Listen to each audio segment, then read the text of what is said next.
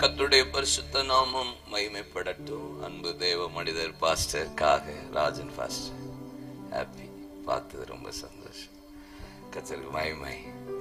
ஹல்லேலூயா. என்னோடு திருப்பிக் கொள்ளுங்கள். உபாகமத்தின் புஸ்தகம் அதனுடைய 30ஆம் அதிகாரம் 5ஆம் வசனம். Deuteronomy chapter 30 verse 5. கொஞ்சம் லைட்டா டிலே குறைச்சோம் இருக்கணும், ஆனா இருக்காத மாதிரி இருக்கணும். உன் பிதாக்கள் சுதந்தரித்த தேசத்தை நீ சுதந்தரிக்கவும், சுதந்தரித்த தேசத்துல உன்னை கொண்டு சேர்க்கவும், உன்னை கொண்டு சேர்த்த தேசத்துல நன்மை செய்யவும், நன்மை செய்த தேசத்துல தேவன் உங்களை பிதாக்களை விட பெருகவும் கர்த்தர் பண்ணுவாராக. அல்லேலூயா சொல்லுங்க. உங்கள் பிதாக்கள் சுதந்தரித்த தேசத்தை நீங்கள் சுதந்தரிக்க, ஆபிரகாம், ஈசாக்கு, யாக்கோபு என்கிற உங்கள் முற்பிதாக்கள் சுதந்தரித்த தேசத்தை உங்களை சுதந்தரிக்க, சுதந்தரித்த தேசத்துல உங்களை கொண்டு சேர்க்க, சேர்த்த தேசத்துல உங்களுக்கு அங்க நன்மை செய்ய, நன்மை செய்த தேசத்துல உங்களை பிதாக்களை விட கர்த்தர் பெருக பண்ணுவா. பிதாக்களை விட கர்த்தர் பெருக பண்ணுவா. நமக்கு யாருக்கு தான் பெருக்கம் பிடிக்காது? அவன் பெருக்கம் பிடிக்காதா?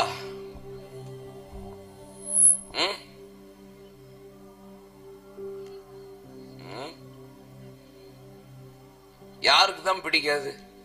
எல்லாருக்கும். எல்லாம் கல்லூரி மங்கு மாதிரி உட்கார்ந்துட்டு இருக்கோம். ஆனா தந்தா போதும். இப்ப நைட்டு இப்ப 10 மணிக்கு முடியுதோ 9:45 முடியுதோ, முடிஞ்ச உடனே உங்க பெருக்கத்தை பார்க்கலாம். தோத்திரம். நீங்க பாத்தி கட்டி அடிப்பீங்க பாருங்க. தோத்திரம்.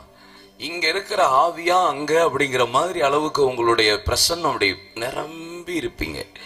தோத்திரம். எனக்கு நேரம் ஆகுது போ. தோத்திரம். சில எல்லாம் பார்சல் கட்டிட்டு கிளம்பும். தீர்க்க தரிசனமா வருதோ. கர்த்தர் நம்மளை பெருக பண்ணுகிற ஆண்டவன். அன்பு பாஸ்டர் சத்யசீலன் அவர்கள் இந்த இடத்துக்கு வந்து 28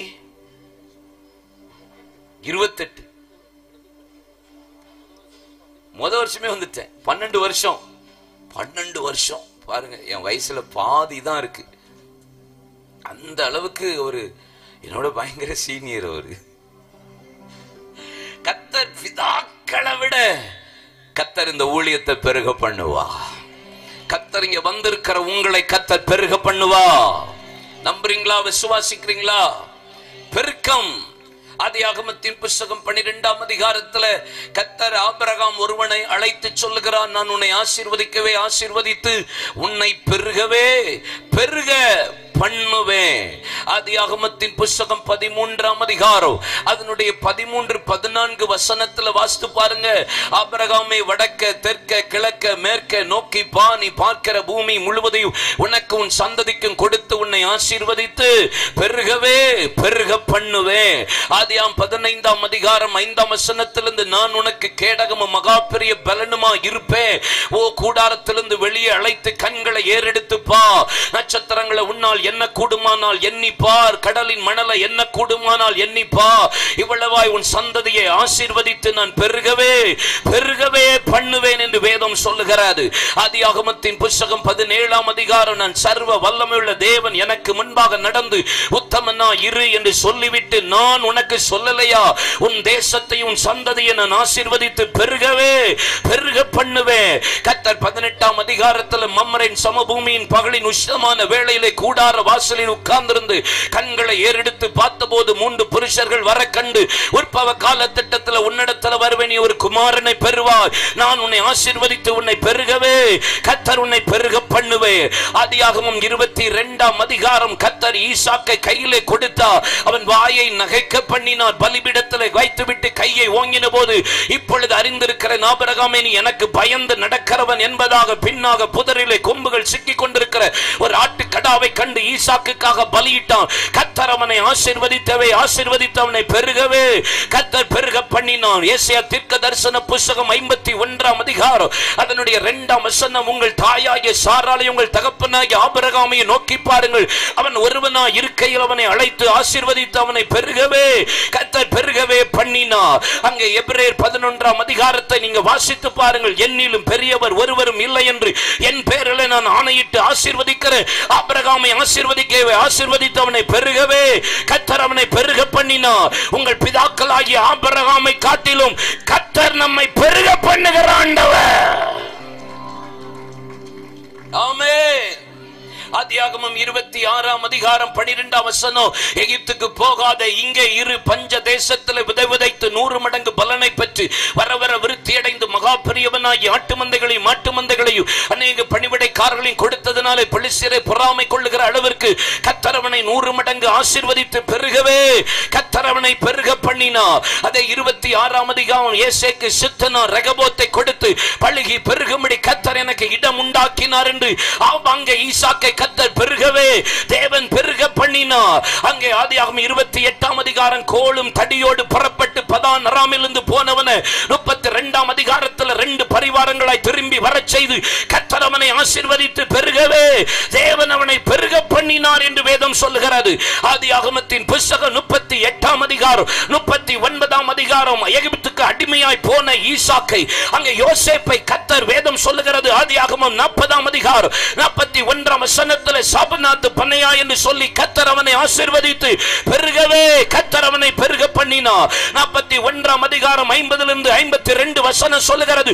பஞ்ச காலத்துக்கு முன்பாக ஓன் பட்டணத்து ஆசாரியனாகிய போத்திபிராவின் குமாரத்தியாகிய ஆஸ்நாத் அவன் மூலம் 2 பிள்ளைகளை பெற்றெடுத்து மணக்க பண்ணின மனாசே பெருக பண்ணின எப்ராயிம் என்று யோசேப்பை கர்த்தர் பஞ்ச தேசத்தில் ஆண்டவர் அடிமை தேசத்தில் பெருகவே கர்த்தர் அவனை பெருகவே பெருக பண்ணினார். ஆதியாகமம் 47ஆம் அதிகாரம், யோசேப்பு அங்கே கர்த்தர் அங்கே யாக்கோபுக்கு முன்பாக நிறுத்தின போது 2 பிள்ளைகளையும் இவன் ஒரு தேசமாவான், ஆனால் எப்ராயிம் இவனை காட்டிலும் பழுகி பெருக பண்ணி இந்த பூமியை நிரப்பி ஆண்டு கொள்ளுவான் என்று பெருகவே கர்த்தர் பெருக பண்ணினார். ஆதியாகமம் 49ஆம் அதிகாரம் 12 கோத்திரத்தையும் கர்த்தர் ஆசீர்வதித்து பெருகவே கர்த்தர் பெருக பண்ணினார்.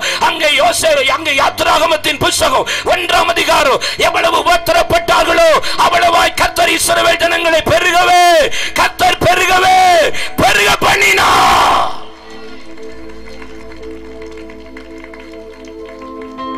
உங்களை பெருக பண்ணுவா.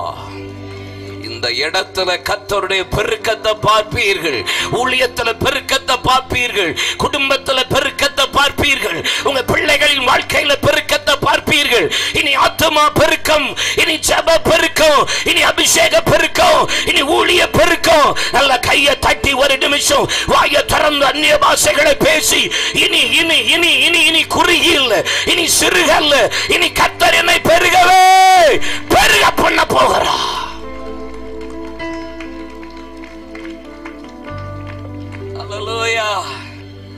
கர்த்தர் என்னை பெருக பண்ணுகிற ஆண்டவர். Praise God.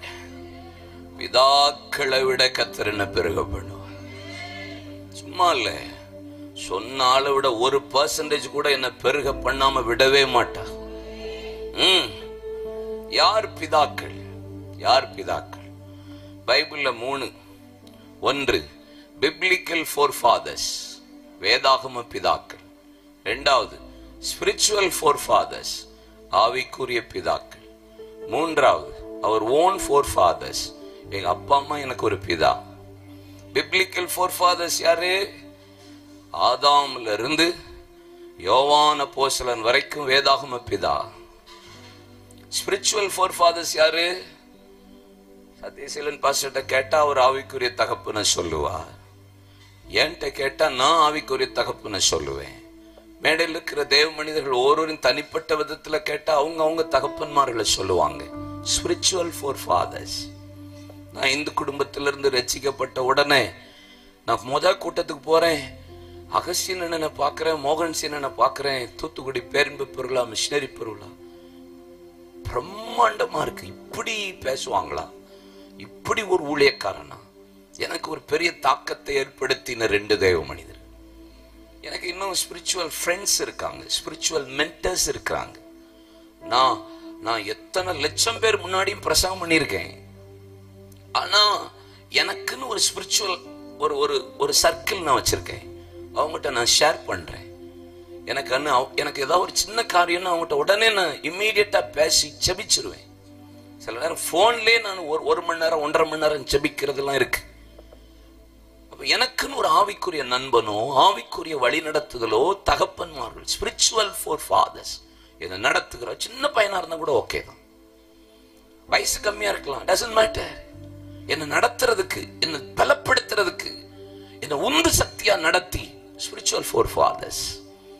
எனக்கு முன்னாடி இருக்கிற ஆவிக்குரிய தகப்பன்மார்களை கூட சொல்லலாம். மூணாவது, அவர் ஓன் ஃபார் ஃபாதர்ஸ்.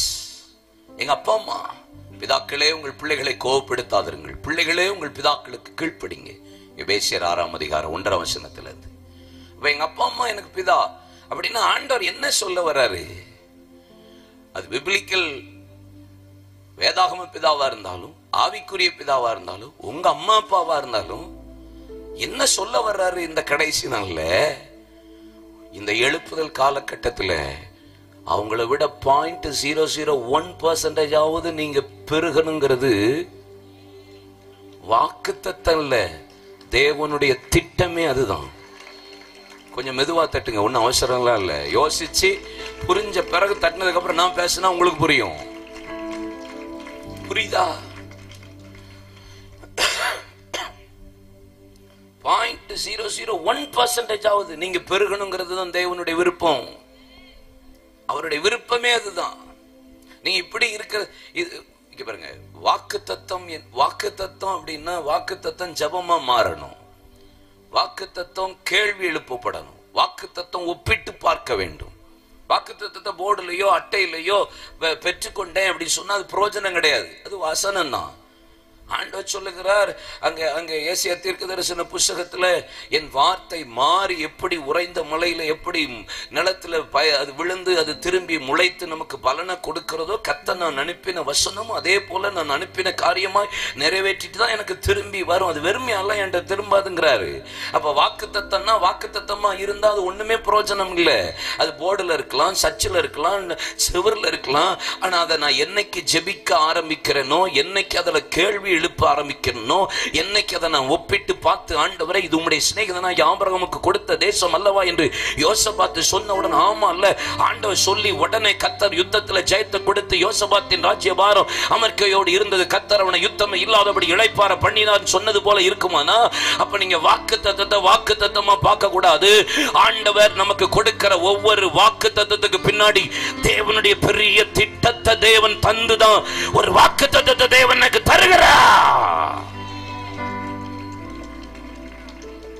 நான் அடிக்கடி சொல்லுவேன், அடிக்கடி என் சர்ச்சில் எப்பெல்லாம் வாக்குத்தத்தத்தை பத்தி பிரசங்கம் பண்றேனோ அப்பெல்லாம் ஒன்னு அடிக்கடி சொல்லுவேன், வாக்குத்தத்தம் எதுக்கு கர்த்தர் தர்றாருன்றத அடிக்கடி சொல்லி ஞாபகப்படுத்திட்டே இருப்பேன். எதுக்கு தர்றாரு வாக்குத்தத்தம்? இப்படி அமைதியா இருக்குதுக்கா? எதுக்கு தர்றாரு?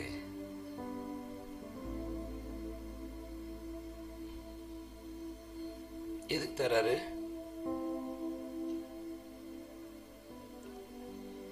என் ஆத்துமாவே கர்த்தரை ஸ்தோத்திரி, என் முழுமே பரிசுத்த நாமத்தை ஸ்தோத்திரி. என் ஆத்துமாவே கர்த்தரை ஸ்தோத்திரி, சகல உபகாரங்களையும் மறவாதே. ஆம், நம்முடைய கர்த்தராகிய இயேசு கிறிஸ்துவின் கிருபை பிதாவே இல்ல சொல்லுங்கடா, வாக்குத்தத்தம் நிறைவேற இல்ல.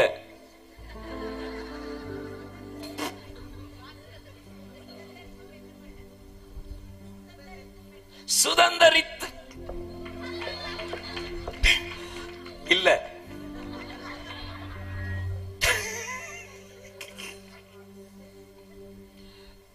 ஏன் கொண்டைகள் மட்டும்தான் பேசுவீங்களோ, மண்டைகள் பேச மாட்டீங்களோ? சொல்லுங்க தா. இவங்கெல்லாம் மகா பரிசுத்த ஸ்தலத்துக்குள்ள இருக்காங்க, இவங்க பேச மாட்டாங்க.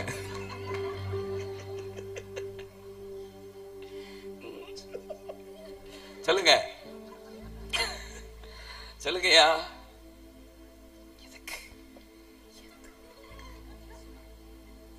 எதுக்கு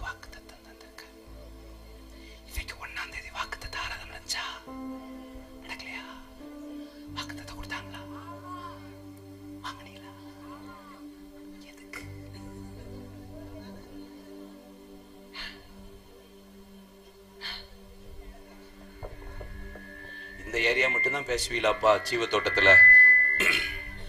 இந்த மூணாவது லைன் மட்டும்தான் ஜீவ தோட்டம் பேசுமா? தோத்திரம். 4வது லைனா? அடே அப்பா,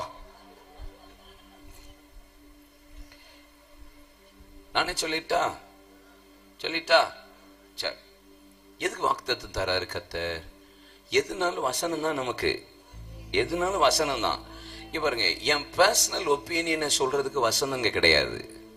நான் எதை பேசினாலும் வசனம் தான் எனக்கு ஆன்சரா இருக்கணும். கேள்வியும் வசனமா இருந்துச்சுன்னா பதிலும் வசனமா தான் இருக்கணும். புரியுதா? என் சொந்த கருத்தை பேசுறதுக்கு இங்க இடமே கிடையாது சபையில. ஆமீன் சொல்லுங்க. தோத்திரம்.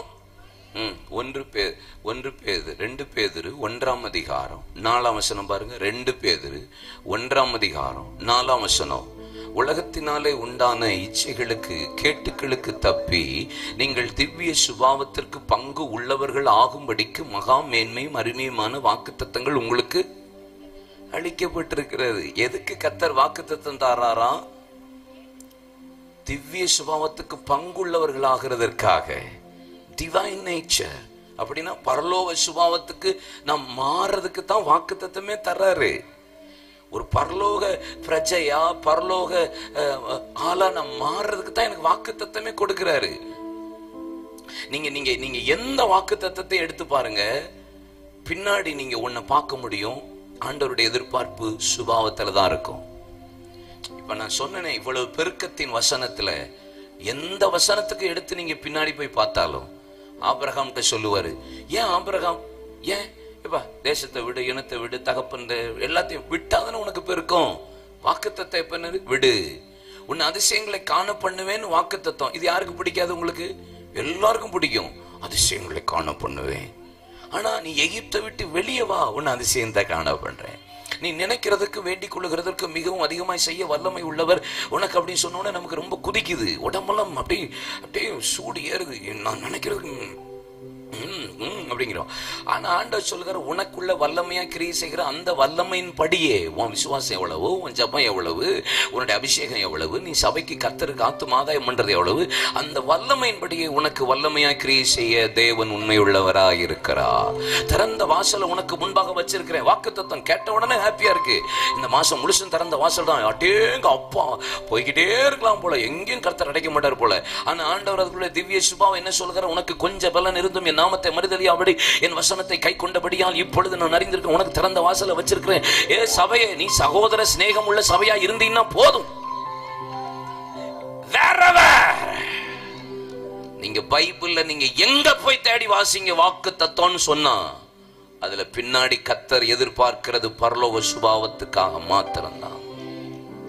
உங்களையும் எங்க ஊழியக்காரர்களையும் நம்மெல்லாம் எதுக்கு கர்த்தர் இப்ப இங்கே வாழ்க்கை முழுசு செட்டில் ஆகிறதுக்காக நம்மளை கர்த்தர் ப்ரிப்பேர் பண்ணிட்டு இருக்கிறாரு. இங்கே வந்து வாழ்ந்து செட்டில் ஆயிருங்கடா அப்படின்றதுக்காக உட்கார வச்சுட்டு இருக்கிறாரு. சில பேர் அப்படியே வாழ்ற மாதிரி இங்கேயே ஏதோ பல வருஷமா இருக்கிற மாதிரியே தான் வாழ்வாங்க. பத்திரிகையில எல்லாம் வாங்குறது, எல்லாம் செய்யறது, சாடுறதெல்லாம் பார்த்தா ஏதோ இங்கே செட்டிலே ஆயிடுற மாதிரி அப்படியே இருக்கிறது. தோத்திரம், இங்கே உடனே போறோம். ஆமேன். இப்படி இமை பொழுது என்று இமை பொழுதுல அப்படி மறுரூபம் ஆயிடுவோம். ஆமேன் சொல்லுங்க. ஆமேன், ஆமேன். அவர் பாதம் வீழ்ந்து பணிந்து ஆனந்த கண்ணி எந்த ஓட்டம் அந்த நாடு வீணை நாதம் தோணித்திடும் நேரம் வரவேற்பு அளிக்கப்படும்.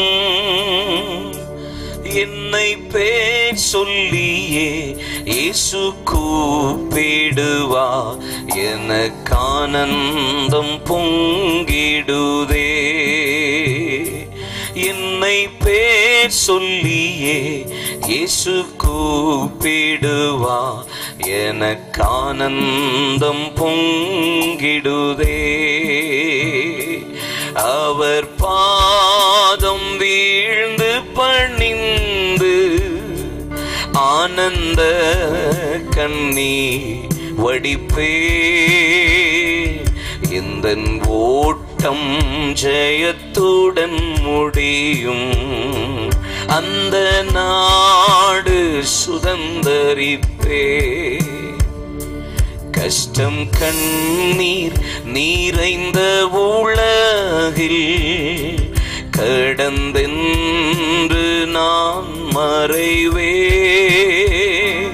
கஷ்டம் கண்ணீர் நிறைந்த உலகில் கடந்தென்று நான் மறைவே.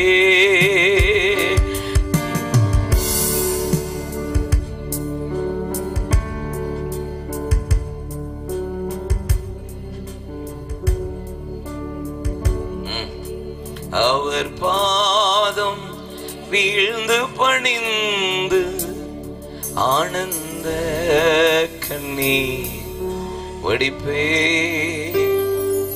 இந்த ஓட்டம் ஜெயத்துடன் முடியும், அந்த நாடு.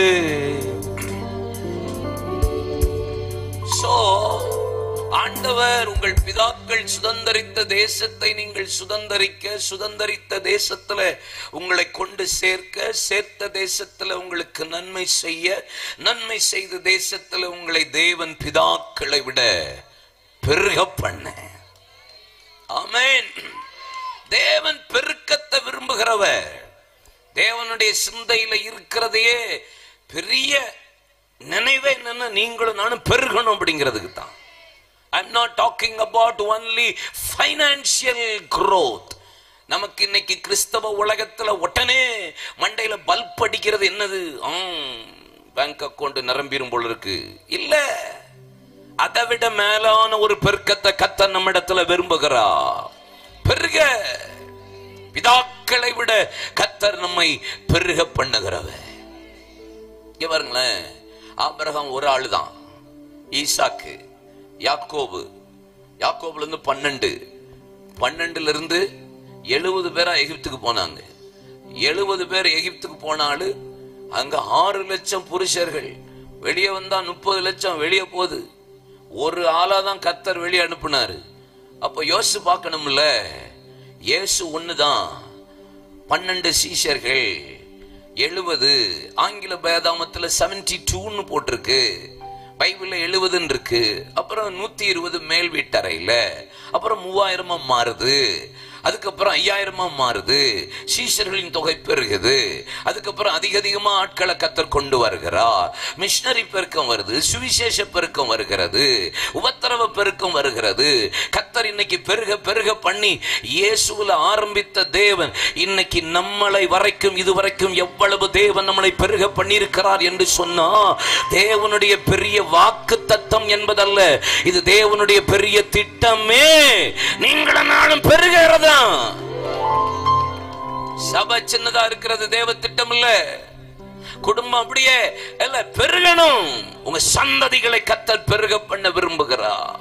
அல்லேலூயா சொல்லுங்க. வாக்குத்தத்தம் ஆண்டவர் மனசுல இருக்குங்க.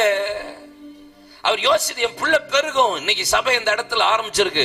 என் பிள்ளை இங்க விதைச்சா இந்த இடத்துல அவன் பெருகுவான். 100, 60, 30 பெருகுவான். என் பிள்ளை எங்க கொண்டு போட்டாலும் அவன் பெருகுவான். அதுதான் பெருக்கம். பிதாக்களை விட கர்த்தர் நம்மை பெருக பண்ணுகிறவர். பிதாக்கள் எப்படிப்பட்டவர்களா இருந்தார்கள்? சங்கீதம் 22:4 பாருங்க. சங்கீதம் 22:4, பிதாக்கள் அவர் மீது நம்பிக்கை வைத்தார்கள், நம்பின அவரை நீர் விடுவித்து. பிதாக்கள் எப்படியா? கண்ணை மூடிட்டு ஆண்டவரை நம்புவான். பிதாக்கள்னால எப்படிதான் இருப்பாங்க? கண்ணை மூடிட்டு அப்படியே நம்புவான். எப்பா நோவா சொல்லுங்க, ஆண்டவரே மழை வரப்போகுது, என் கண்கள் உனக்கு கிருபை கிடைச்சது, கொப்பேர் மரத்தை எடுத்துக்கோ. பூமியில் உள்ள ஜனங்கள் தங்களை கேடு உண்டாகும்படி தங்களை கெடுத்து கொண்டார்கள். நான் ஜனங்களை அழிக்க போறேன், நீ கொப்பேர் மரத்தை எடுத்துக்கோ. இன்னும் அளவில் ஒரு பேழையை செய், நான் மிருக ஜீவன்களுக்கு கட்டளை கொடுப்பேன். நீ பேழையில எல்லாம் ஆகாரத்தை எடுத்துக்கொள். நீ உன் குடும்பமும் இதை தப்பி பிழைக்கும்படி 120 வருஷம் பிரசங்கம், இன்னொரு பக்கம் பேலை. மழைன்னு என்னென்ன தெரியாத ஒரு ஆளு மழையவே பார்க்காத ஒரு காலகட்டம். ஆண்டவர் சொன்ன உடனே கண்ணை மூடிட்டு மழை ஆண்டவரே ஓகே, வேலை ஆண்டவரே ஓகே, கொப்பேர் மரமா ஆண்டவரே ஓகே, ரைட் பண்ணிடுவோம் அப்படிங்கிறான். இதே நோவா இருக்கிற இடத்துல நானா இருந்தேன்னா, நம்மளா இருந்தோம்னா, மழை வரப்போது, மழைலாம் என்ன ஆண்டவரே, எப்படி இருக்கும் ஆண்டவரே, என்ன செய்யும் ஆண்டவரே, கொப்பேர் மரம் நேற்று தான் ஒரு தென்னை மரம் கீழே விழுந்துச்சு, அதில் எடுத்துக்கிட்ட ஆண்டவரே, வேப்ப மரத்தை கொஞ்சம் வெட்டிட்ட ஆண்டவரே. நம்ம ஆண்டவரைய திணற வச்சிருவோம். சில நேரம் நம்ம சில நேரம் ஆண்டவரையே ஐடியா கொடுத்து அவரே பயங்கரமான ஆளா இருக்கானே அப்படின்ற மாதிரி நீங்க இருப்பீங்க. ஆண்டவர் ஒரு மனுஷன்ட்ட சொன்னாருன்னா, பிதாக்கள்கிட்ட சொன்னா ஓகே கிளம்புறேன் அப்படின்றான். மோசே மேல வானா வந்துருவான். இல்லையா சொல்லுங்க, மோசே மேல வானா வந்துருவான். இன்னும் என்ன அளவுல இதை செய்யணும் செஞ்சிருவான். ஆபிரகாம் வா இதெல்லாம் விட்டுட்டு வானா வந்துருவான். அவன் தான் பிதாங்க.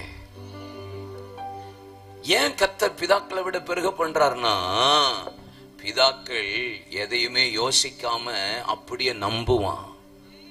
அப்படியே நம்புவோம். முன்னாடி மாதிரி இருக்காது, முன்னாடி அடையாளம் இருக்காது, முன்னாடி வரைபடம் இருக்காது, முன்னாடி ஒரு காரியம் இருக்காது, ஒண்ணுமே என்னமோ இருக்கோ இல்லையோ நான் அவர் அப்படியே நம்புறவன். அவன் தான் பிதாக்கள்.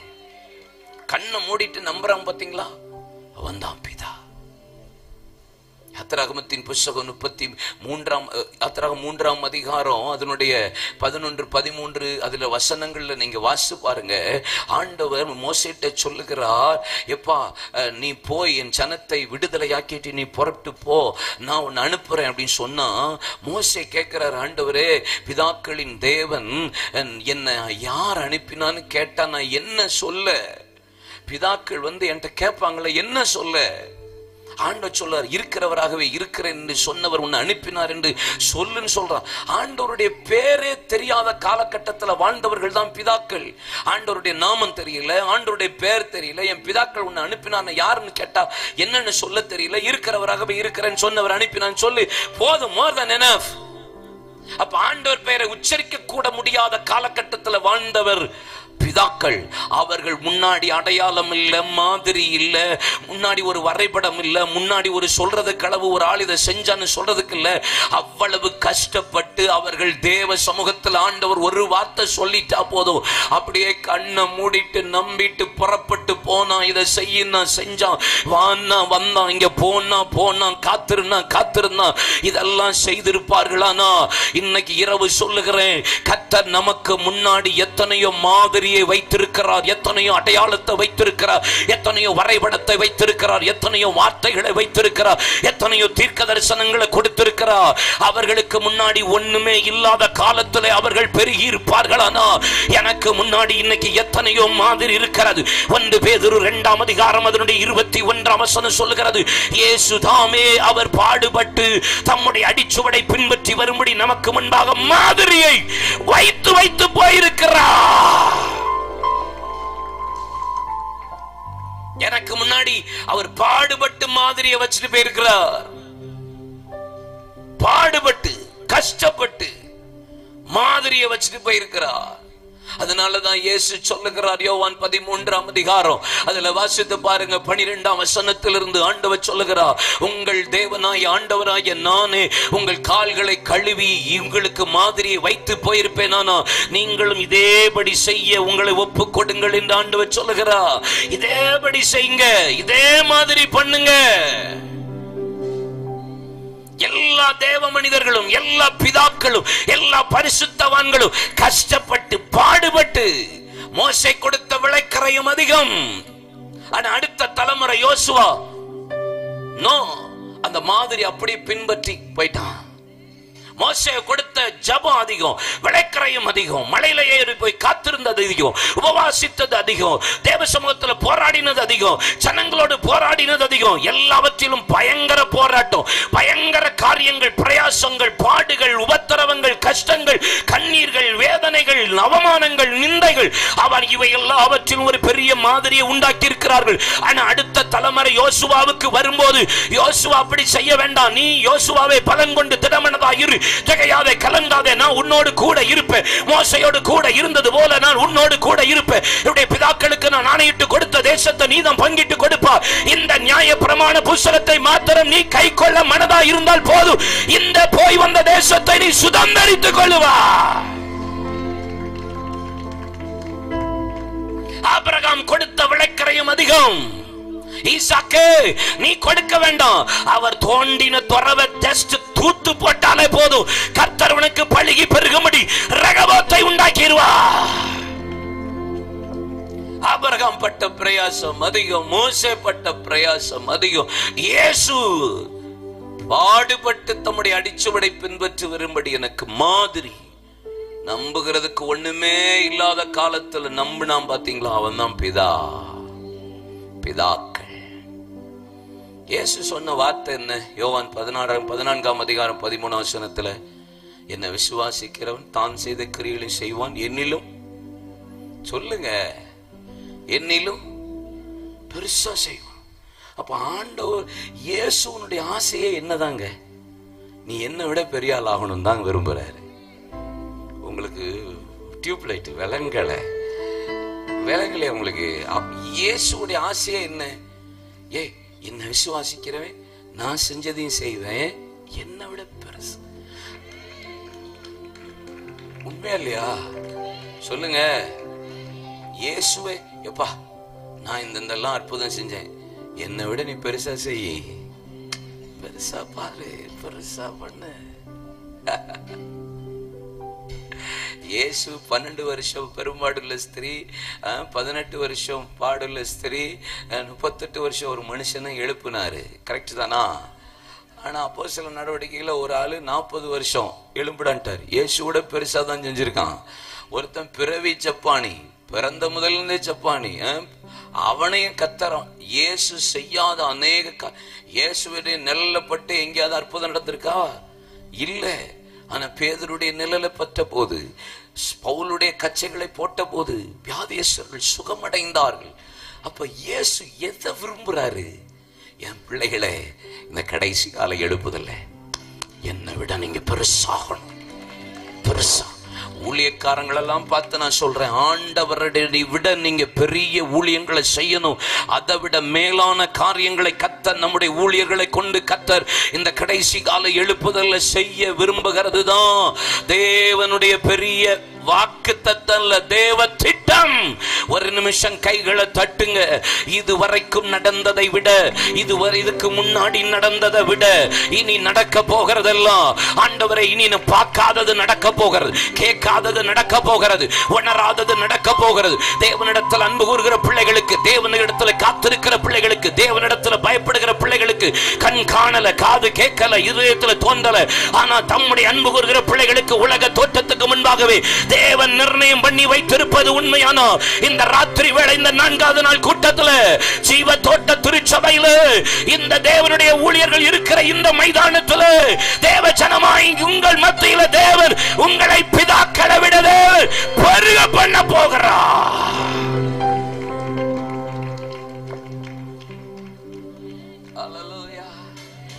அவர் வார்த்தையா பயமில்லை என்னிலே, அவர் வார்த்தையா அழிவில்லை மண்ணிலே, அவர் வார்த்தையா ஐஸ்வர்யம் வாழ்விலே, அவர் வார்த்தையா, அவர் வார்த்தையால் ஜெயமாய் முன்னேறுவே, அவர் வார்த்தையா மீட்பை பெற்றே, அவர் வார்த்தையா ஜெயமாய் முன்னேறுவே, அவர் வார்த்தையா மீட்பை பெற்றே. சொல்றீங்களா? அவர் வார்த்தையா பயமில்லை என்னிலே, அவர் வார்த்தையா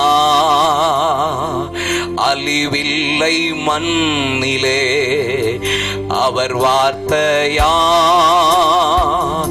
ஐஸ்வர்யம் வாழ்விலே, அவர் வார்த்தையா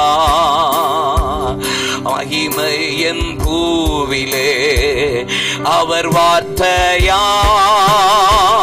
ஜெயமாய் முன்னேறுவே. அவர் வார்த்தையா மீட்பை பெற்றே. அவர் வார்த்தையா ஜெயமாய் முன்னேறுவே. அவர் வார்த்தையா மீட்பை பெற்றே.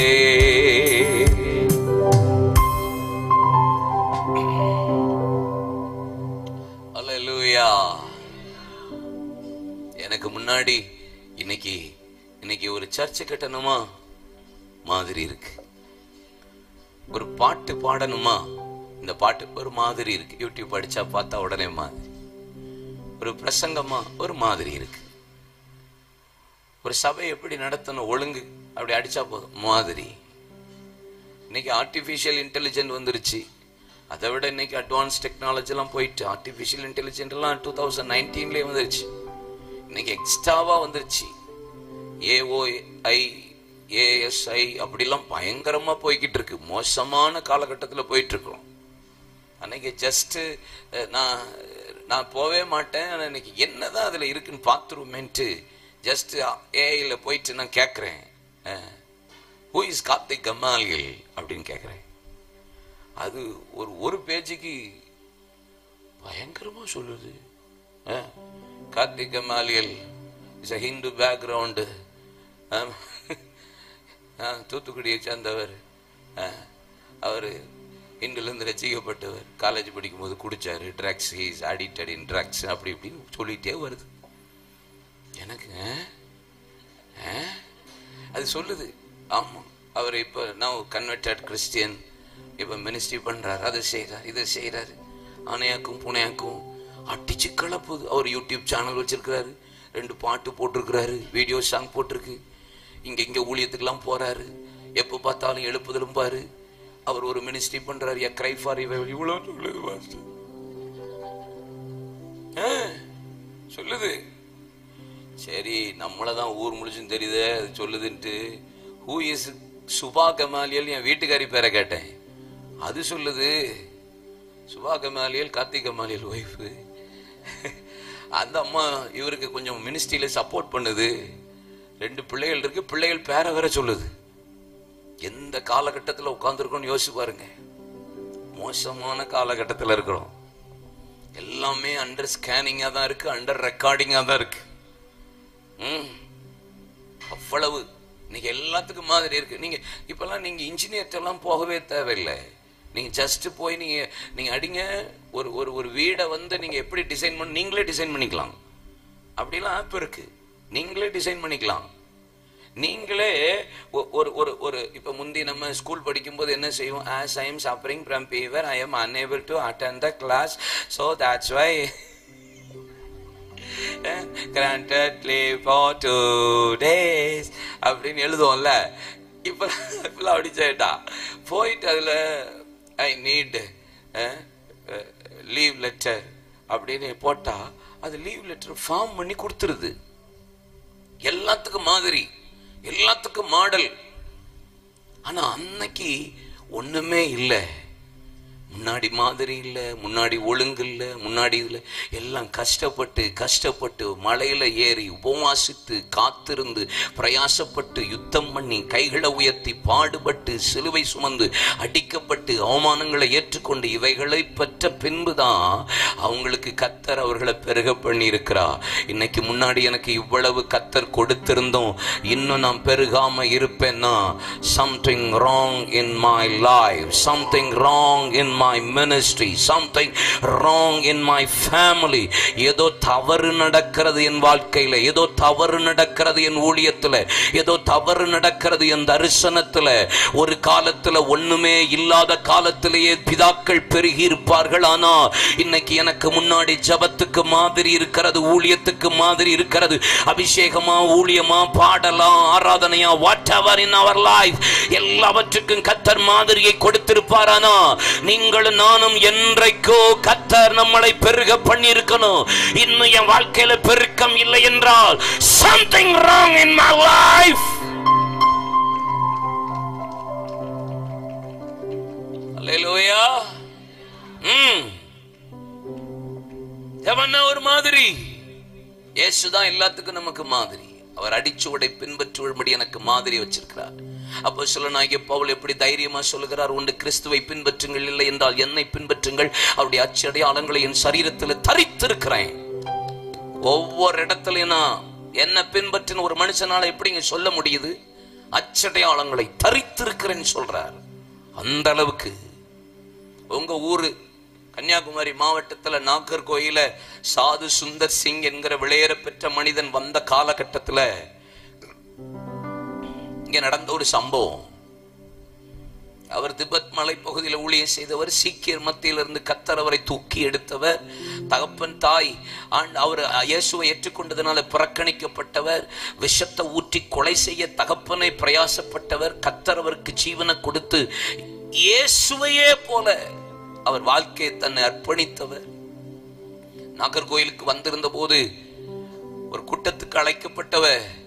அவரை பார்க்கிறதுக்கு ஒரு சகோதரர் எப்படியாவது என் மனைவியை கொண்டு போய் அவங்களுக்கு ஜெபம் பண்ணி சுகத்தை எப்படியாவது வாங்கி தரணும் என்கிற ஒரு பெரிய ஒரு ஆசையோட காத்திருந்தார். அவருடைய மனைவிக்கு என்ன பிரச்சனை?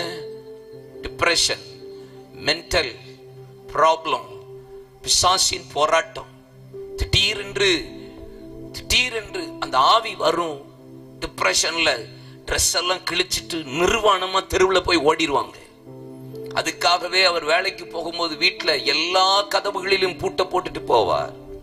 சாது சுந்தர் சிங் வருகிறார் என்று கேள்விப்பட்டு எப்படியாவது அவரை வீட்டுக்கு கூட்டிட்டு வந்து அவங்களுக்கு ஜெபம் பண்ணி விடுதலையை வாங்கணுங்கிறத ஒரு பெரிய எதிர்பார்ப்போடு கூட்டத்துக்கு போனார். கூட்டத்துக்கு போனபோது சாது சுந்தர் சிங்கை பார்க்க முடியல. திரும்பி வந்து வீட்டுக்கு வரும்போது பார்த்தா ஜன்னல் கதவு திறந்திருக்கு. ஐயோ திறந்திருக்கே சொல்லிட்டு வேக வேகமா உள்ள ஓடி பார்த்தார். இன்னைக்கு அவரை பார்த்து கூட்டு வர முடியலையேன்ட்டு உள்ள போய் பார்த்தா அவன் மனைவி அழகா சாரி உடுத்தி அழகா மேக்கப் பண்ணி அவங்க கணவனை வரவழைத்து உங்களுக்கு என்ன சாப்பாடு வேணும், என்ன சாப்பிட்றீங்கன்னு கேட்ட போது இவரை நம்ப முடியல கண்களை. ஏன் ஒரு நாள் இந்த சகோதரி வீட்டுக்குள்ள வரும்போது அப்படி இருந்ததுல நிர்வாணமா தான் இருப்பாங்க. பிசாசு போராட்டம்.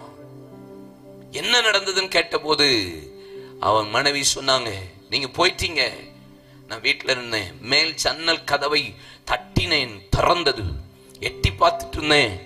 எதிர் வீட்டுல சாது சுந்தர் சிங் தங்கியிருக்கிறார் என்பது இந்த சகோதரனுக்கு தெரியாது. எதிர் வீட்டில இருந்து நடந்து சாது சுந்தர் சிங் வெளியே வரும்போது இந்த சகோதரி ஆடையெல்லாம் அழுத்து போட்டு தலை மட்டும் ஜன்னல் வழியா எட்டி பார்த்த போது சாது சுந்தர் சிங்கை பார்த்த உடனே அந்த சிஸ்டருக்குள்ள இருந்த ஆவி அழக்களித்து ஓன்னு கத்தியது.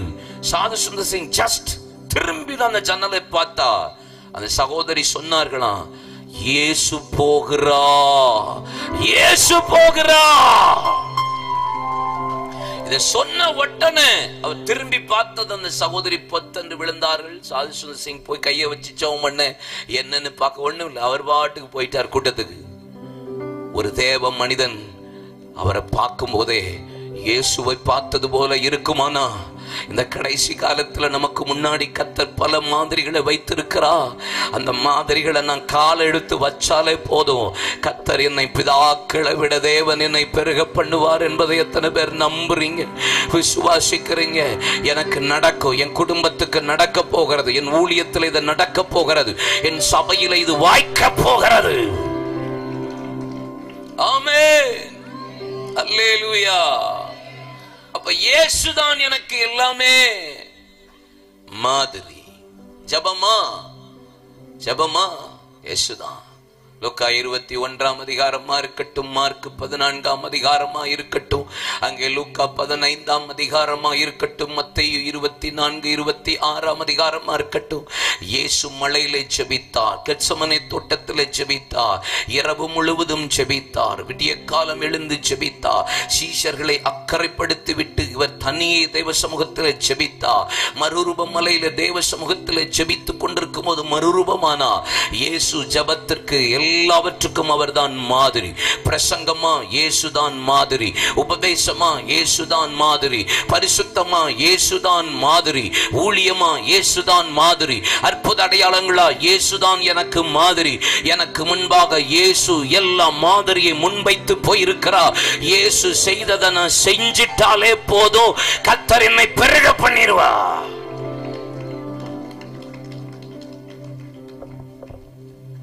பொறுமையா, அன்பா, இரக்கமா, மன்னிப்பா, விட்டு கொடுக்கிறதா, எதுவானாலும் இயேசுதான்.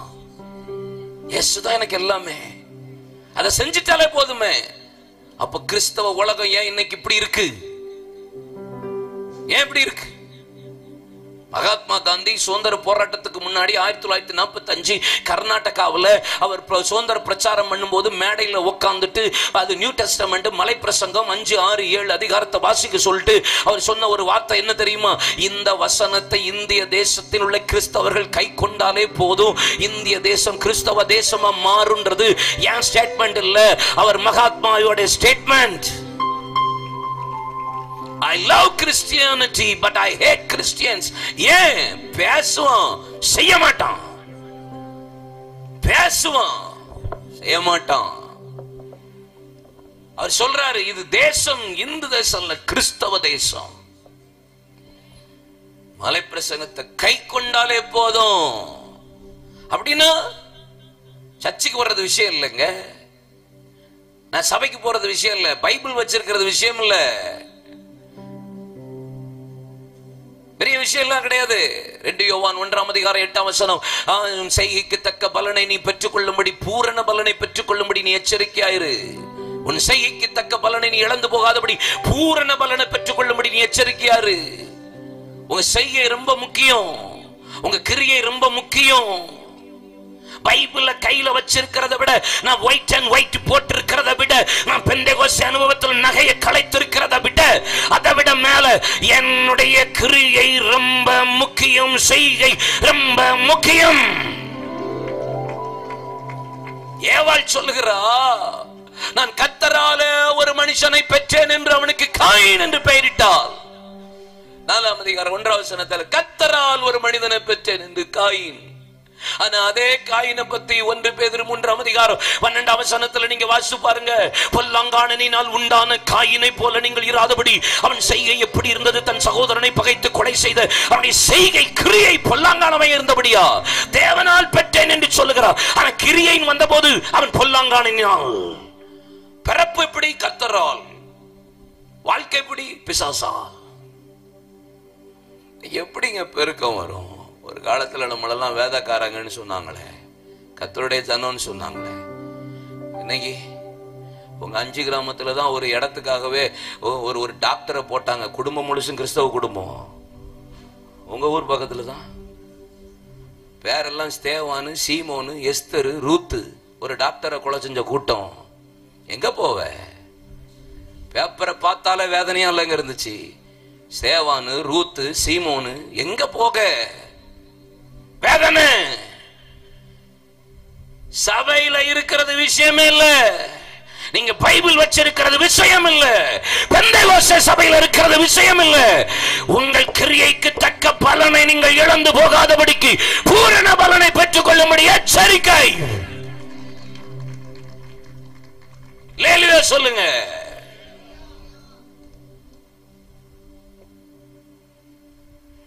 என்னைக்கும் மாறி இருக்கணுங்க தேசம் கர்த்தருக்குள்ள. நம்ம செஞ்ச ஜபம், பட்ட பிரயாசம், பட்ட போராட்டத்துக்கு, கரையை செலுத்தினதற்கும், விதைச்சதுக்கும். ஆமா ரைட்? ஏன் இன்னும் பெருகல? அவர் செஞ்சதை நான் செய்யல. அவர் மன்னிச்ச பிரகாரம் மன்னிக்கல, அவர் அன்பு கூர்ந்த பிரகாரம் அன்பு கூறல, அவர் விட்டு கொடுத்த மாதிரி விட்டு கொடுக்கல, அவர் பட்ட பாடுபடுற மாதிரி பாடுபடல, செபிச்ச மாதிரி செபிக்கல. சரி போங்க, மற்ற எல்லாத்தையும் விடுங்க. ஒரே ஒரு வார்த்தை, இயேசு ஜெபித்தார். அவர் ஜெபிச்ச ஜபத்தை மட்டும் நான் செஞ்சிருந்தாலே போதுமே, நான் பெருகிருப்பேனே. சிம்பிளா சொல்லுங்க, பெருகிருப்பேனா மாட்டேனா? இயேசு ஏன் என்னால இவருங்க, நான் இயேசு செஞ்ச ஜபத்தை நான் செய்யலையா? செஞ்சிருந்தா பெருகிருப்பேன்ல, செய்யலன்னு தானே அர்த்தம். ஏன் என் வாழ்க்கையில ஜபம் இல்லாம போகுது தெரியுமா? ஏன் என் வாழ்க்கையில ஜபம் இல்லாம போகுது தெரியுமா? நான் இவருங்க, நான் இயேசுப்பாவை ஏற்றுக்கொண்டு ஒரு பெந்தேகோஸ்தே சபைக்கு ரெகுலரா போயிட்டு கிராம ஊழியத்துக்கு போவேன். அப்போ போயிட்டு கிராம ஊழியத்தில் போயிட்டு கிராம சர்ச்சில் திடீர்னு எங்க பாஸ்டரு அப்படியே அமைதியா இருப்பாரு. திடீர்னு என்னை பார்த்து, ஏய் மேலே வா அப்படி என்ன பாஷா, அடுத்த வாரம் நீ தான் சங்கீதம் வாசிக்கணுன்றவார். சங்கீதம் வாசிச்சு 10 நிமிஷம் நீ தான் பேசணுன்றவார். எனக்கு கீழே இருக்கிற வயிறு மேலே போயிரும். உண்மையா சொல்லட்டுமா, வயிற்ற கலக்கி லூஸ் மோஷனே வந்திருக்கு. ஒரு 10 நிமிஷம் பைபிளை வாசிச்சு எக்ஸ்பிளைன் பண்ணதுக்கு, எனக்கு அடுத்த வாரம் சொன்னதுக்கு அந்த ஒரு வாரம் தலகீழ ஜெபம் பண்ணி இருப்பேன். என்னது தலகீழ ஜெபம், ஒரு வாரம் ஜெபம் ஒரு சங்கீத பகுதிக்கு. அவர் எந்த சங்கீதம்னு என்கிட்ட சொல்லல, 150 சங்கீதத்தையும் தியானிச்சேன். 150 சங்கீதத்தையும் வாசிச்சு 150 சங்கீதத்துக்கு என்னென்ன வசனத்தை பேச, எந்த வசனத்தை பேச, இதை பேச, ஐயோ தப்பாயிருமோ, இதை பேசணும், இதை தப்பாயிரும், இது பேசிய ஒரு வாரம் முழுசு உட்காந்து போராடி போராடி போராடி போராடி ஒரு வாரம் ஜெபம் பண்ணி தியானிச்சு 150 சங்கீதத்துக்கும் நான் விளக்க உரை எழுதிட்டேனே. ஜெபிச்சு ஜெபிச்சு பேசியாச்சு. ஒரு 2-3 வாரம் போச்சு. திடீர்னு பாஸ்டர் கூப்பிட்டாரு, ஐய் அடுத்த வாரம் நீ தான் காணிக்க பாட்ட பெரிய சபையில பாடுற அப்படின்ட்டாரு. இப்பயே பாட்டு தரிகன தத்தம் போடுது, அப்ப என்ன போட்டிருக்குன்னு போட்டிருக்கேன் பாருங்க. நான் டீன்னு சொல்லிட்டு நான் ஈல கூட பாடுவேன், எப்பளையும் பாடுவேன், ஏல பாடுவேன், பீல பாடுவேன். இப்பயும் அப்படிதான் இருக்கு. நமக்கு ஒரு காடு கழுதையும் தெரியாது, ஒன்னும் தெரியாது. ஆனா அப்ப பாருங்க, நான் எக்கச்சக்க பாட்டை எடுத்து எடுத்து ஒவ்வொரு பாட்டா ஜபத்துல முழங்காலே பாடிக்கிட்டு இருக்கேன். ஒரு வாரம் ஒரு காணிக்க பாட்டுக்கு. அங்க மேடையில் போய் தப்பா தான் பாடினேன். என்ன திடீர்னு ஒரு வாரம் இந்த ஒரு சின்ன சங்கீத பகுதிக்கு ஒரு பாட்டுக்குமே ஒரு வாரம் 10 நாள் 2 வாரம் உக்காந்து ஜெபிச்சு ஜெபிச்சு, ஏசப்பா பேசிருங்க, ஒரு வார்த்தை தந்துருங்க, ஒரு பாட்டை பாடணும், ஒரு சங்கீதத்தை சொல்லணும்ட்டு அழுது அழுது ஜெபிச்சு அண்ணட்ட உட்காந்து கேட்ட நாள் உண்டு. அப்போ அப்போ அப்படின்னா என்ன அர்த்தம்? அப்போ நான் என்ன நம்பல, என்ன நம்பாத காலத்துல நான் ஆண்டவர் சமூகத்துல உட்கார்ந்து ஜெபிச்சேன், ஆண்டவர் சமூகத்துல உட்கார்ந்து கேட்டேன், ஆண்டவர் சமூகத்துல உட்கார்ந்து வார்த்தையை தியானிச்சேன், பாடி பார்த்தேன், ஆராதித்து பார்த்தேன். அப்ப என்ன நம்பல, நான் அவரை நம்பினேன். இப்போ ஏன் அந்த ஜெபம் இல்ல, ஏன் இப்ப அந்த தியானம் இல்ல? இப்போ என்ன நம்புறேன்? பாடிடலாம், பிரசங்கம் பண்ணிடலாம், ஆராதிச்சிடலாம், பேசிடலாம். இங்க பாருங்க, என்ன நம்பாத காலத்துல நான் ஜெபிச்சேன், என்ன நம்ப என்னைக்கு ஆரம்பிச்சனோ அன்னையிலிருந்து தான் ஜெபம் போச்சு. என்னைக்கு ஜெபம் போச்சோ அன்னையிலிருந்து பெருக்கம் போயிடுச்சு. என்ன நம்ப ஆரம்பிச்சிட்டல, பாட்டா பாடிடலாம். 1ஆம் தேதி வாக்குத்தத்த ஆராதனையா முக்குனா 3 பாயிண்ட் பேசிடலாம் பேசிடலாம். ஆனா அன்னைக்கு 150 சங்கீதம் உட்காந்து உட்காந்து ஜெபிச்சாச்சு. ஒரு சங்கீதத்தை பேச, அதுவும் 10 நிமிஷம் பேச, ஒரு வாரம் பேச, ஒரு வாரம் ஜெபிக்க, ஒரு பாட்டுக்கு அத்தனை பாட்டை முழங்கால நின்று பாட்டு ஆராதிச்சு அந்த ஒரு பாட்டுக்காக ஜெபம் ஜெபம் ஜெபம் ஜெபம் கடந்தோம். ஆனா இப்போ ஈஸி ஆயிட்டு. அப்ப என்ன நம்பல, இப்ப என்ன நம்புனேன், அப்ப அவரை நம்புனேன், இப்ப என்ன நம்பிட்டேன். அதனாலதான் ஜெபம் இல்லாம போச்சு, ஜெபிக்க முடியாம போச்சு. ஜெபிக்க முடியாம போனதுனாலதான் என் வாழ்க்கையில, ஊழியத்துல, தரிசனத்துல, என் குடும்பத்துல, ஊழியத்துல, வியாபாரத்துல பெருக்கமும் போனது, தேவ திட்டமும் நிறைவேறவில்லை. என்ன நம்பினதுனால ஜெபம். ரெண்டாவது எதனால ஜெபம் பண்ணல தெரியுமா? அடுத்தால நம்ப ஆரம்பிச்சிட்டேன். சப்போர்ட், அடுத்தால் சப்போர்ட்டை நம்ப ஆரம்பிச்சிட்டேன். 100க்கு அதிபதி வந்து இயேசுட்ட கேட்கிறான், ஆண்டவரே வேலைக்காரன் வியாதியா இருக்கான், வந்து வரேன், இவனை சோகப்படுத்த, தேவாலயத்துக்கெல்லாம் கட்டி கொடுக்கறது கிருபை செஞ்சு உதவி செஞ்சிருக்கான், okay I am ready to come. Yesu உடனே புறப்பட்டு போகிறார். ஓ 100 அதிபதி சொல்லலாம், இல்ல இல்ல எனக்கு பேர் 100 பேர் வேலை பார்க்கலாம், ஒருத்தன் வாரான் ஒருத்தன் போனா போறான், 100ல் ஒருத்தன் சொல்லும் போது நீங்க அதெல்லாம் செய்யக்கூடாது. Just say only one word. எனக்கு சப்போர்ட் பண்றதுக்கு 100 பேர் இருந்தாலும் நீங்க சொல்ற ஒரு வார்த்தை இருந்தா எனக்கு போதும். அவன் சப்போர்ட் சிஸ்டத்தை நம்பல, மற்றவர்களை நம்பல, அடுத்தவங்க ஜெபத்தை நம்பல, அடுத்தவங்களுடைய ஊழியத்தை நம்பல. அடுத்தவங்க ஜெபிப்பாங்க, எங்க அம்மா ஜெபிப்பாங்க, எங்க அப்பா ஜெபிப்பாங்க, எங்க பாஸ்டர் ஜெபம் பண்ணுவாரு, ஜெபக்குழுவுல எனக்காக ஜெபம் பண்ணுவாங்க. இது ஜெபம் பண்ணாது.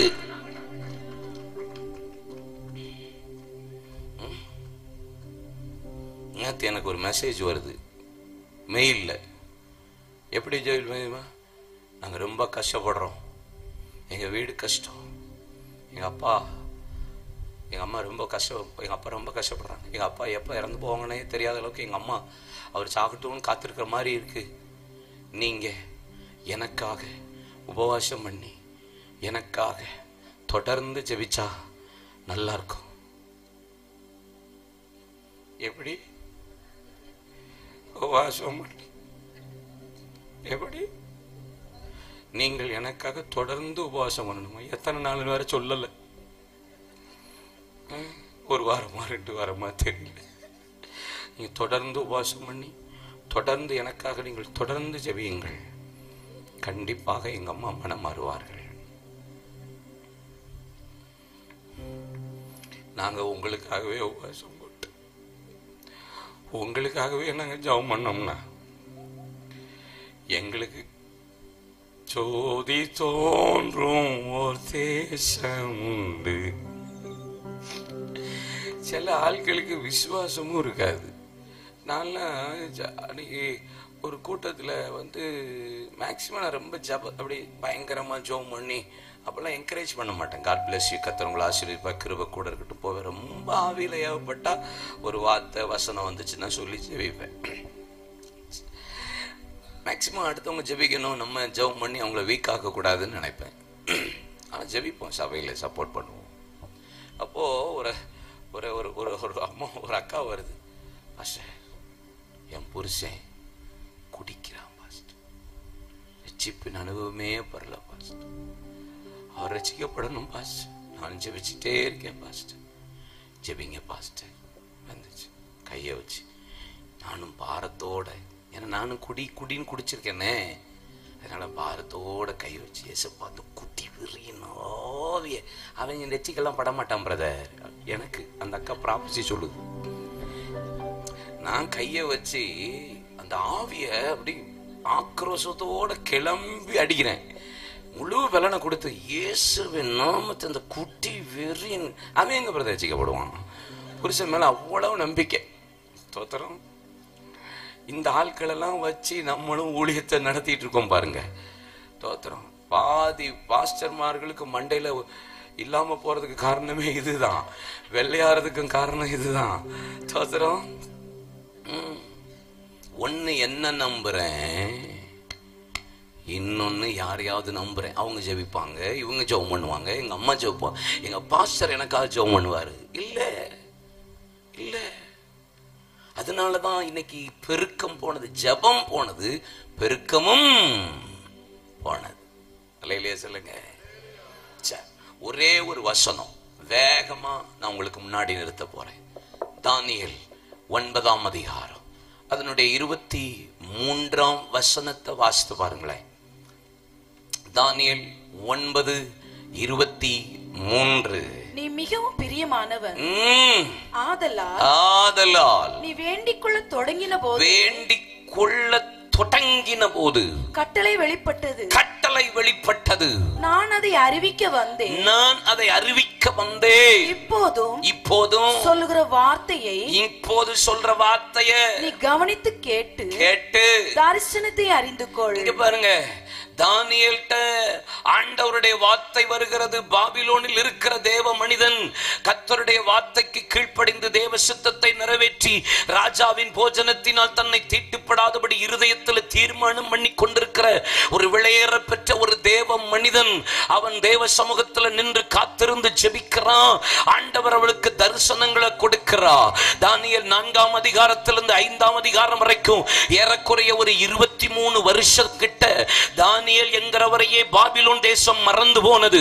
ராஜா வந்து நின்று தானியேல் நிற்கும் போது தானியேலை பார்த்து, நீர்தான் தானியேல் என்பவரோ என்று கேட்கிற அளவிற்கு, தானியேல் என்பவரை யாரு என்று காணாத அளவுக்கு தானியேல் அந்த பாபிலோன் தேசத்தில் மறக்கப்பட்டு போன காலம் 23 நீண்ட ஆண்டு காலம்.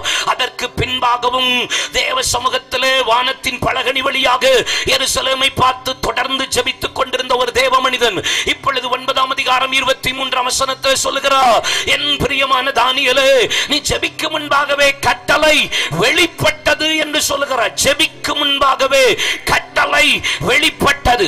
இந்த வார்த்தையை உங்களுக்கும் எனக்கும் கர்த்தர் சொல்லுவாரானா, நீங்களும் நானும் என்ன செய்வோம் தெரியுமா?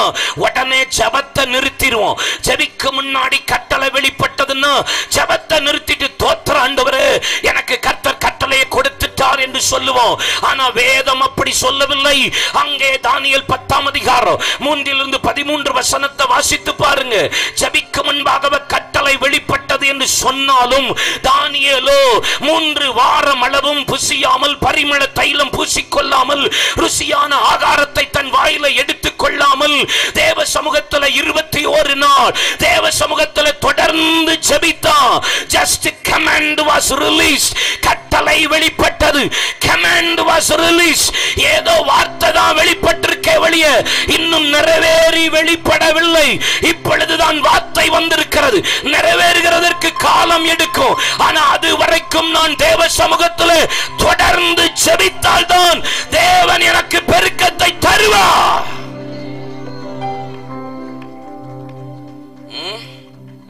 Continue to pray. ஒரு 25 நாளைக்கு முன்னாடி ஒரு ஷூ ஒன்று ஆர்டர் போடலாம், ரொம்ப வருஷம் கழிச்சு ஒரு ஷூ ஆர்டர் போடலாமே அப்படின்னு சொல்லிட்டு கேட்டுட்டு இருக்கும்போது ஒரு ஷூ ஆர்டர் போட்டேன். ரொம்ப வருஷம் ஆச்சு. அது போட்ட உடனே ஜஸ்ட் ஆர்டர் போட்டாச்சு, கன்ஃபார்ம் வந்துருச்சு. மெசேஜ் வருது, யுவர் ஆர்டர் கன்ஃபார்ம்டுன்னு வருது. யுவர் ஆர்டர் கன்ஃபார்ம்டுன்னு ஒரு மெசேஜ் வருது. முடிஞ்சதுக்கு அப்புறம் ஒரு 2 days பேக் திருப்பி ஒரு மெசேஜ் வந்துச்சு, your order ready to packing பண்ணிட்டு இருக்கிறோம் அப்படின்ட்டு. ஒரு 5 days பேக் அப்புறம் வருது, யுவர் ஆர்டர் ரெடி டு டெலிவரின்னு வருது. ஒரு 7-8 days கழிச்சு திருப்பி ஒரு மெசேஜ் வருது, யுவர் ஆர்டர், உங்கள் ஆர்டரை ட்ராக் பண்ணிக்கோங்கன்னு வருது. திருப்பி ஒரு 4 நாள் கழிச்சு பார்த்தா அப்படி அதை கிளிக் பண்ணோம்னா அது எங்கே வந்துட்டு இருக்குன்னு தெரியுது. கொஞ்சம் இன்னும் 2 நாள் கழிச்சு பார்த்தா வாசலில் ஒருத்தர் வந்து ஓடிபி கேட்குறான். கையில் கொடுத்த பிறகு, ரூபா பே பண்ண பிறகு அந்த பாக்ஸை நம்ம கையில் தரான். ஆனால் நான் ஆர்டர் பண்ண போதே எனக்கு என்ன வந்துருச்சு? உங்கள் ஆர்டர் கன்ஃபார்ம்டுன்னு வந்துருச்சு, கமாண்ட் வந்துச்சு. ஆனால் கையில் வந்து சேர்றதுக்கு it will take time. Pack பண்ணுறாங்க, கொரியர் பண்ணுறாங்க, அனுப்புகிறாங்க, ட்ராக் பண்ண வேண்டியிருக்கு, வாசலில் வர வேண்டியிருக்கு, ஓடிபி கொடுக்க வேண்டியிருக்கு, பே பண்ண வேண்டியிருக்கு, அதுக்கப்புறம் கையில் பிரித்து பார்க்க வேண்டியிருக்கு, அதுக்கப்புறம் தான் இது என் ப்ராடக்டான்னு தெரிய வேண்டியிருக்கு. பிரியமான தானியேலே, நீ ஜெபிக்கு முன்னாடி கட்டளை வெளிப்பட்டிருக்குன்னா என்ன அர்த்தம்? ஜஸ்ட் உனக்கு கமாண்ட் தான் வந்திருக்கு. வாக்குத்தத்தம் வந்த உடனே குதிக்காத. வாக்குத்தத்தமும் தீர்க்க தரிசனம் வந்த உடனே ஆடாத. வாக்குத்தத்தமும் தீர்க்க தரிசனமும் கர்த்தர் பேசின உடனே ஏதோ செய்து முடிச்ச மாதிரி போராடாத. நீ தொடர்ந்து செபிச்சா மட்டும்தான் 21 நாள் தேவ சமூகத்தில் புசியாமல், பரிமளத்தையிலும் பூசிக்கொள்ளாமல், அவன் வாயில நல்ல ருசிகமான பதார்த்தங்களை கொண்டு போகாமல் தேவ சமூகத்தில் கண்டினியூ தொடர்ந்தான். ஒவ்வொரு காலகட்டத்திலையும் ஏன் கர்த்தர் இன்னும் பெருக்கத்தை கொடுக்க முடியாம இருக்கு தெரியுமா? நம்ம செல்ஃப் சாட்டிஸ்பாக்சன் வந்துருது, சுய திருப்தி வந்துருது. ஒரு பிரசங்கம் பண்ணின பேதுரு ஒரே ஒரு பிரசங்கத்துல 3000 பேர் சபைக்குள்ள வந்த உடனே, ஆண்டவன்மாரே நாங்க என்ன செய்யணும்? மாறுபாடுள்ள அந்த சந்ததியை விட்டு பிரிந்து உங்களை காத்து ரட்சித்துக் கொள்ளுங்கள், மனம் திரும்பி பிதா குமாரன் பரிசுத்தாவின் நாமத்தினால் ஞானஸ்நானம் எடுங்கள். 3000 பேர் சர்ச்சுக்கு வந்தாச்சு. ஆனா 3ஆம் அதிகாரத்தில் ஜெபிக்கிற மனிதன் ஜெபிக்கிற நேரத்தில் ஜெபிக்கிற இடத்துல ஜெபிக்கும்படி புறப்பட்டு போனது 2 பேர். 3000 பேர் சர்ச்சுக்குள்ள 120 இருந்த சபை 3000 மாறின உடனே ஜெபிக்கிறதற்கு ஜப நேரத்துல 2 பேர் தான் போனானே தவிர 3000 பேர் அபிஷேகம் வந்து சபை நிரம்பிட்டு 120 பேர் செல்ஃப் சாட்டிஸ்பாக்சன், சுய திருப்தியில உட்கார்ந்ததுனாலதான் இன்னைக்கு 2 பேர் எந்த விதத்திலும் காம்ப்ரமைஸ் பண்ணாம தொடர்ந்து ஜெபிக்க ஆலயத்திற்கு 9ஆம் மணி வேளையில போனதுனாலதான் 40 வருஷம் நடக்க முடியாதவனை கத்த துள்ளி குதித்து நடக்க பண்ணுவது ஜெபமே. ஜெபமே, தொடர்ந்து ஜெபம். என் ஜெபத்துல காம்ப்ரமைஸ் பண்ணக்கூடாது, என் பர்சனல் ஜெபத்துல காம்ப்ரமைஸ் பண்ணக்கூடாது, என் சபையின் ஜெபத்துல காம்ப்ரமைஸ் பண்ணக்கூடாது, என் ஐக்கிய ஜெபத்துல காம்ப்ரமைஸ் பண்ணக்கூடாது, என் உபவாசத்துல விட்டு கொடுக்க கூடாது. என் தனி ஜெபமா இருக்கலாம், என் குடும்ப ஜெபமா இருக்கலாம், ஐக்கிய ஜெபமா இருக்கலாம், இல்லைன்னா ஊழியர்களா இணைந்து ஜெபிக்கிற ஜெபமா இருக்கலாம். என்ன ஜெபமானாலும் தொடர்ந்து ஜெபிக்கணும்.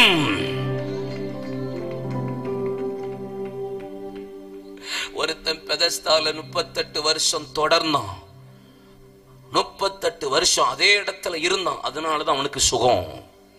18 வருஷம் ஒரு கூணி சபையில இருந்தா போல, நிமிரவே முடியல போல, அந்த இடத்தை விட்டு தொடர்ந்தான். அதான் கர்த்தர் அவளை நிமிர பண்ணினா. ஒருத்தன் 40 வருஷம் அலங்கார வாசல் அண்டையிலேயே இருந்தான். எனக்கு தெரியும் ஒரு நாள் எனக்கு விடுதலை வரும், அது எந்த நேரம் எனக்கு வைத்த நியமித்த நேரமும் காலமும் வரும். அந்த நேரம் கர்த்தர் என்னை துள்ளி குதித்து நிமிர பண்ணி என்னை நிமிர்ந்து நடக்க பண்ணுகிற தேவனாகிய கர்த்தர் என்பதை இந்த உலகம் அறிந்து கொள்ளும்படி தேவன் என்னை நடத்துவார்.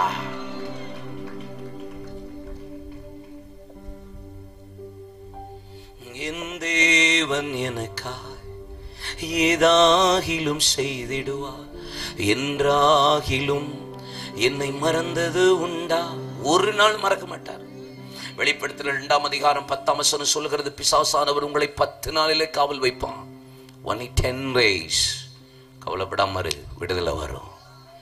ஒவ்வொருத்தங்களுக்கும் ஒவ்வொரு காலகட்டம் வச்சிருப்பார், ஒவ்வொருத்தங்களுக்கும் ஒவ்வொரு நேரம் வச்சிருப்பார். இந்த நேரத்துல தான் உனக்கு விடுதலைன்னு பிக்ஸ் பண்ணிருப்பாரு. அதுக்கு முன்னாடியே ஜபத்தை நிறுத்திடாதீங்க. அதுக்கு முன்னாடியே பல பேர் அப்படிதான் செஞ்சிடறோம். இன்னைக்கு வச்சிருப்பார், நாளைக்கு தான் விடுதலைன்னு வச்சிருப்பார். முந்தின நாள் நம்ம ஜபத்தை முடிச்சு சாப்பிட்டு சோழியை முடிச்சிருவோம். உங்களுக்குன்னு பிக்ஸ் பண்ண டைம் உண்டு, உங்களுக்குன்னு நியமித்த காலம் உண்டு, உங்களுக்குன்னு நியமித்த நேரம் உண்டு.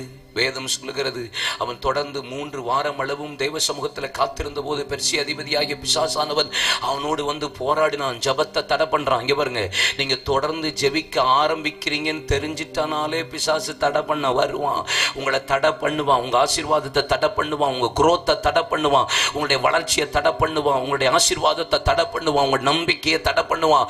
ஆனாலும் நீங்கள் தொடர்ந்தால் தடைகளை தகர்த்தறிகிற ராஜா உங்களுக்கு முன்பாக போய் கோண நாணவைகளை சபையாக்கி வெண்கல கதவுகளை உடைத்து இரும்பு தாழ்பாடை முறித்து அந்தரங்கத்தில் ஒளிப்படத்தில் இருக்கிற புதையலில் பொக்கிஷங்களை உங்களுக்கு கொடுப்பதனாலே நான் தேவன் என்பதை நீங்கள் அறிந்து கொள்வீர்கள்.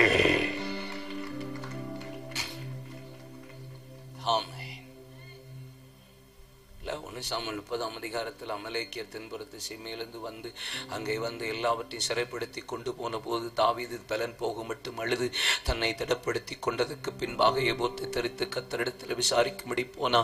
ஆண்டவனை அமர்ந்துன்னு சொன்னார். அதுக்கப்புறம் கர்த்தருடைய சமூகத்தில் காத்திருந்து இப்ப சொல்லுகிறான், இப்ப எழுந்து போ, எல்லாவற்றையும் சிறியதிலும் பெரியதிலும் ஒன்று குறையாதபடி திருப்பிக் கொள்ளுவாய்ன்னு சொன்னான். தொடர்ந்து போ, தொடர்ந்து போ, தொடர்ந்து போ, தொடர்ந்து செய், தொடர்ந்து ஜெபி, தொடர்ந்து உபவாசம் பண்ணி, தொடர்ந்து ஊழியம் பண்ணுங்க, தொடர்ந்து காத்திருங்க, தொடர்ந்து போங்க. தொடர்ந்து போனா, அப்படி தொடர்ந்து போன போது எதெல்லாம் இழந்தானோ சிறியதிலும் பெரியதிலும் ஒன்று குறையாதபடி தாவீது திருப்பி கொண்டது போல இந்த இரவு நான் சிலரை பார்த்து சொல்லுகிறேன், சில காரியத்தை நிறுத்திட்டீங்க, சில உபவாசத்தை நிறுத்திட்டீங்க, சில ஊழியத்தை நிறுத்திட்டீங்க, சில ஐக்கியத்தை நிறுத்திட்டீங்க, சில ஜப கூடுகையை நிறுத்திட்டீங்க, சில ஜப குழுவை நிறுத்திட்டீங்க, சிலரா ஜெபித்தீங்க, நிறுத்திட்டீங்க. கண்டினியூ டு பிரே.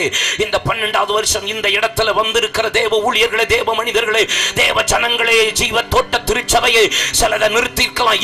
இன்னைக்கு தொடருங்க, தொடருங்க, தொடருங்க. இழந்ததெல்லாம் திரும்ப வருகிறது. பவுன்ஸ் பேக், கம் பேக், திரும்ப வருகிறது. ஹல்லேலூயா. அவன் தொடர்ந்தான்.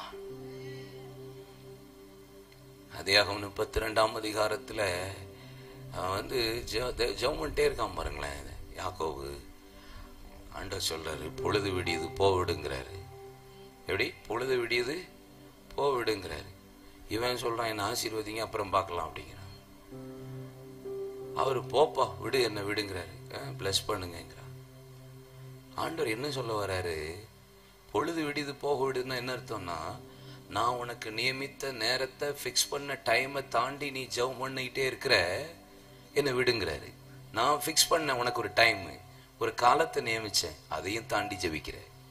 ஆனா யாக்கோபு சொல்றான், நீங்க என்ன ஆசீர்வதிங்க, நான் ஜெபத்தை முடிக்கணுமா வேண்டாமா நான் யோசிக்கிறேங்கிறான்.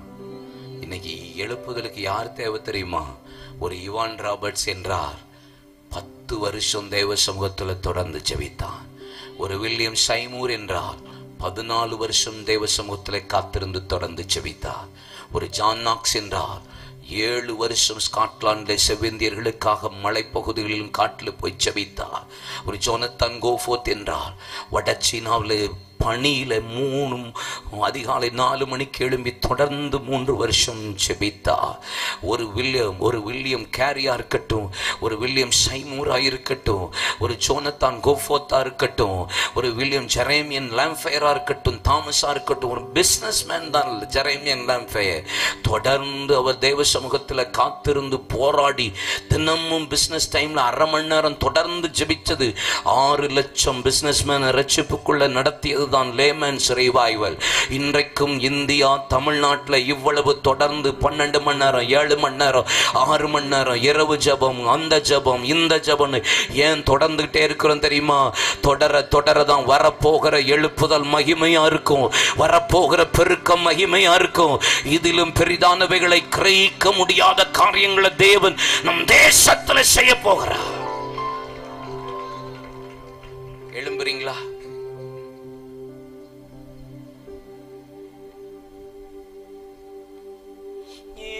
யெகோவா ஓசேனு என்னை மீண்டும் கட்டுகிறீ, யெகோவா சபையோ என்னை ஆளுகை செய்கிறீ.